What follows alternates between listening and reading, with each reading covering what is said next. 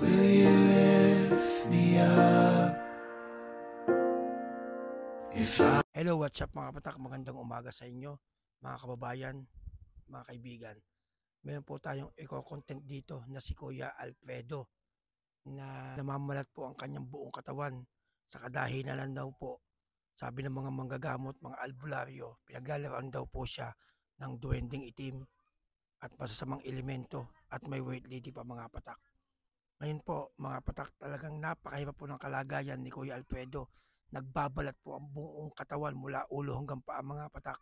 Ngayon, pupuntahan po natin si Kuya Alfredo sa kanyang bahay mismo at aalamin natin kung ano ang totoo, kung ano ang nangyari sa kanya. Ito po mga kapatak, ang tahanan ni Tatay Alfredo. Ngayon, ito po siya mga kapatak. Tay, ano po ba ang pangyayari? Ba't po kayo nagkaganyan?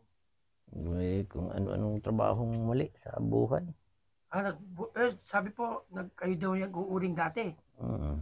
Tapos nabalitaan po namin na kayo daw po ay napaglaruan ng mga duwending itim po. Yun o, sabi. Tapos may white lady pa at Mm. mga engkanto sa pinag-uulingan nyo. Pero sa totoo Sari-sari. tayo, hindi ako naniniwala doon. Ano masasabi nyo tayo doon? Wala akong paniwala. Sala lang ang gamot. Ayun kasi. nga po eh. Tama po yun, doktor. Ito, makakagamot po sa atin. Ano lang po ang finding ng doktor? Psoriasis. Psoriasis. Ibig sabihin sa 1,000 tao, isa lang po ang tatamaan dito, no? Ang Bira tinamaan daw. po mga pala sa tatay. Bira Tay, daw kumain. sa kalagay nyo, ibig sabihin napakasakit po yan, ano? Sakit. Ay, pagpuputok-putokan ko na eh. Ang mga palad. Pati paa nyo tayo. Yan. Ito, totoo natin mga patak. Oh, ayan o. Paano kung makakalakad si tatay Laki. sa ganyang kalagayan? Mga putok-putok. Mula ulo hanggang paa tayo, ganyan. Pati likod, no? Pati harap. Ganyan. Talaga napakahirap po na kalagayan Parang tayo, no? Ilang linggo na po yung ganyan na kalagayan tayo? Ako, 3 buwan na. Ngayon, tuyo na po, ano? Ibig sabihin po, gumaganda na po ang kalagayan niya. Hindi. Mga gamot ni tatay, napakadami. Ilang gamot po tayo? Ito, 7 klaseng gamot po kailangan ni tatay.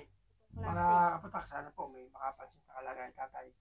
Matulungan po natin siya sa kanyang kalagayan. Hindi na po makatulog si tatay ilang gabi na dahil sa sobrang sakit ng kanyang kalagayan. Ito yung may amoy po eh. Ngayon wala na dahil tuyo na po.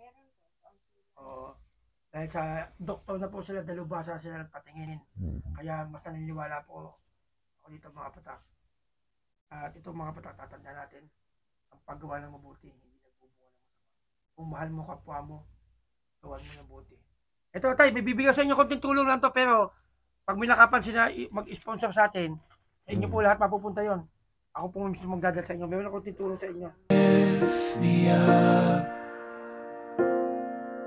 if I'm ever gold. Konting tulong. Maraming Ito, salamat. gamot. Maraming salamat. Ito mga patak, laging tatandaan. Ang lingkod ng Diyos, hindi ginagalaw ng masama. Engkantador, manggagawal, makukulang. Basta magtiwala lang po tayo sa Kanya, mga patak. Alam po, nakakalam po ano ang mangyayari sa atin at sa may hawak ng buhay. Kasi tatay, mga patak. Sana matulungan po ng bahay natin OFW. Ito lang po yun sa Pagi Street, Santa Maria Laguna, mga kapatak. Maraming salamat sa matulong. Mga kapatak, ano ba talaga ang totoong nangyari kay Tatay Alfredo? Siya may pinaglalaroan ng duwending itim, white lady, o engkanto sa lugar ng kanyang pinag-uulingan mga kapatak. Sa kanyang kalagayan. At iba-iba ding manggagamot, albularyo ang tumingin sa kanya. Iisa lang ang sinasabi, siya ay pinaglalaroan. Mga patak, mas naniniwala ako sa doktor. Ang sakit ni tatay, cirrhosis. Sa 1,000 lalaki, isa lang ang nagtiyatamaan ng ganong sakit mga patak. Ngayon, ang lingkod ng Diyos, hindi ginagalaw ng masama, engkantador, manggagawal, makukulam.